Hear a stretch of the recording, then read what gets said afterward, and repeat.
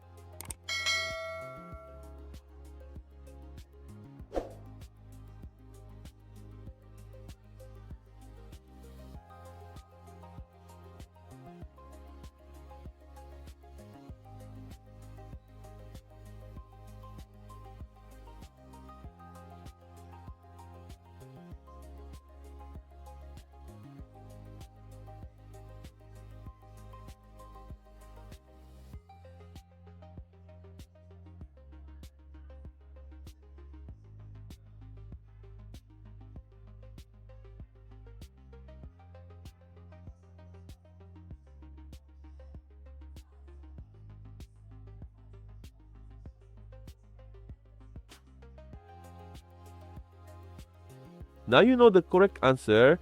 If you got it right, comment below. If you got it wrong, don't worry. This type of expression tricks many people. Leave your like and subscribe to the channel and follow the upcoming challenges. See you in the next video.